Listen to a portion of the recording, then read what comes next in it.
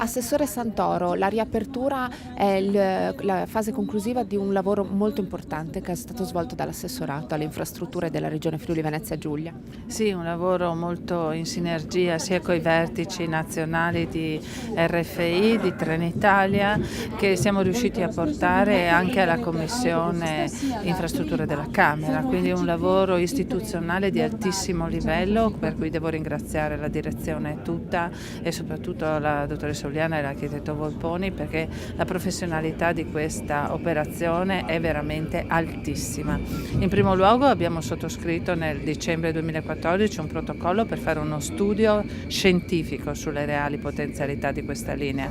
Non si sapeva se poteva essere riattivata oppure no, è solo uno studio scientifico fatto da FUC con l'aiuto della Fondazione Friuli e con le due comunità montane ha permesso di dare i reali numeri.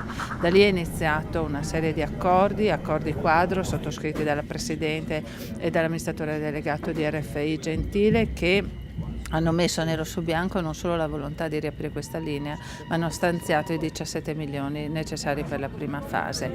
Da lì poi, come dicevo, il rapporto con la Commissione Trasporti della Camera, l'inserimento di questa linea nelle linee storiche nazionali è il primo esempio in cui una linea storica convive con una linea di TPL.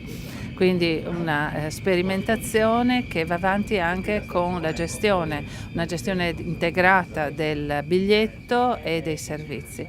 Quindi un lavoro, ripeto, di altissimo livello, di altissima scientificità, che ha visto la Regione Friuli Venezia Giulia confrontarsi con i massimi vertici nazionali per raggiungere questo importante obiettivo. Ma l'abbiamo potuto fare anche perché i sindaci ci hanno sostenuto, i sindaci più lungimiranti, quelli che hanno davvero voluto dare una speranza di sviluppo sostenibile al loro territorio. Grazie ai sindaci.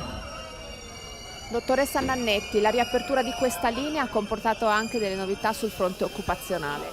Sì, è un'emozione per noi aggiungere questo servizio alla rete regionale, per tutta la squadra della direzione Friuli Venezia Giulia, che ha visto appunto anche l'ingresso di nuove risorse giovani del territorio, sia come in qualità di macchinisti che di capitreno.